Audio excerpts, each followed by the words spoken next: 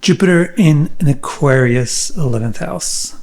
Now we're going to explore everything about that, and we're going to see it in action in the case of Julie London. Julie London is a very, very talented jazz vocalist and actress from the 60s and 70s. So first of all, when we're going to understand Jupiter in Aquarius in the 11th house, it comes to mind that we might want to know what Jupiter symbolizes in the 11th house, just in general. Well, that is what the first episode of this series was all about. So I'll put a link to the playlist that has all the episodes in it, so you can review that to get all the details to make sure you understand the nuances. But for now, you can just work with the summary, which is that Jupiter in the 11th house signifies wealth, performance tendency, and non-authoritarianism. Similarly, to understand Jupiter in Aquarius in the 11th house, we probably want to know what Jupiter represents in Aquarius in general, regardless of the house.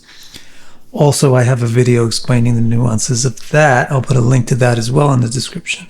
For now, the summary of Jupiter in Aquarius is that it symbolizes the iconoclast, the non-authoritarian, the popular person, and the accumulative tendency. Now, knowing what Jupiter in the 11th house symbolizes and what Jupiter in Aquarius symbolizes, it might seem like we're ready to interpret Jupiter in Aquarius in the 11th house, but there's one really important source of information about this placement. If Aquarius is the 11th house, then Jupiter's signs, Sagittarius and Pisces, are the 9th and 12th houses. So if Jupiter's in Aquarius in the 11th house, it means the 9th and 12th lords are in the 11th house.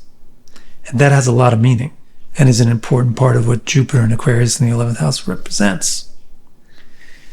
So the 9th house symbolizes fortune as well as ethics. The 12th house symbolizes expense and humility. Again, I'm summarizing. I have other videos that go into these things in more nuanced detail. The 11th house symbolizes performance, talent, and the ability to enjoy profits. Well, where are these three things on the same page? Ethics of the 9th house goes very well with humility of the 12th, because humility is one of the key ethics. But how does that combo, ethical humility, go with the 11th house being all about profit and entertainment and performance? It's kind of push and pull with it. It's kind of in a tug of war with it. So we can say that the 9th and 12th lords in the 11th house is somebody who has good fortune in the realm of talent, but is also humble with their talents. So we might say they're a humble performer or an ethical performer. We might not expect them to really be very successful in the performance or entertainment industry, because mostly not of lack of any talent, but lack of the competitive drive or the kind of ambitious greed that sometimes drives people to be successful in that field. Another thing going on here is the 9th house represents fortune, but the 12th house represents expense. Yet, those lords are going into the 11th house, which is all about profit. So what this all means together is that fortune and expense both lead to profit.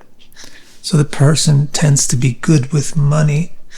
They tend to know how to spend, what to spend on. But again, because of the expense and the humility of the 12th, kind of clashing with the luxury of the 11th. Yes, they're good with money, but you don't expect them to be very wealthy only because that's not what motivates them. Now we can compare these three sets of symbolisms and see really what's up with Jupiter in Aquarius in the 11th house. So Jupiter in the 11th is supposed to be wealthy. Jupiter in Aquarius is supposed to be accumulative. And the 9th and 12th lords in the 11th house have this weird push and pull relationship with money. So overall, this native with Jupiter and Aquarius in the 11th house is wealthy, but they are definitely not in it for the money. So they might not be as wealthy as they could be. Also, Jupiter in the 11th is performance tendency. And Jupiter in Aquarius is very popular. That's very important if you're a performer. You want an audience. And if you're popular, you have an audience. The 9th and 12th lords in the 11th house have this push and pull relationship with performance. They're in the spotlight because they're talented, but they're not really that comfortable being the focus of everybody's attention. So a native with Jupiter and Aquarius in the 11th house is a popular and talented performer, but they're not really comfortable with it. So again, that's probably why they don't go as far as their talent would have warranted them to. One last thing, Jupiter in the 11th house is non-authoritarian, and also Jupiter in Aquarius is non-authoritarian and iconoclastic. So the result here is that the native with Jupiter and Aquarius in the 11th house is non-authoritarian, and it really manifests them in them not wanting to be an authority. They are not interested in power, and as a result, they're non-conformant, they're non-compliant, because they don't feel like they have to necessarily please anybody to get anybody's backdoor approval or, ability to climb any particular ladder. So that's the theory of Jupiter and Aquarius in the 11th house, which is very important to try and understand clearly. The best way to really understand it is to try to look at it in practice, because things change in the context. Meanings of words change in context. Similarly, meanings of symbols change depending on the context that they're in. So let's look at the case of Julie London. She really, really well exemplifies these stock traits, these theoretical traits, these expectations of Jupiter in Aquarius in the 11th house. She wasn't terribly wealthy. She was very wealthy, but for an entertainer of her stature, she did not have as much money as she deserved if she would have cared to go after the money. And the second point here is the performance quality. Her voice is incredibly good. You say you're sorry. Her performance ability in general is very, very good. She's even good as an actress. But she's just not really that comfortable being a performer. She'd rather just be at home or be a mom or something. So having a look at her chart in detail, let's figure out why she has such an amazing voice. It's not just because of Jupiter and Aquarius in the 11th house. So in her case, her first lord is in the second house. That's always a good start for having a good voice, because it puts the focus on the second house, which represents the mouth and the voice. Second of all, her first lord in the second house is exactly trine to her second lord, which is now great for having a good voice.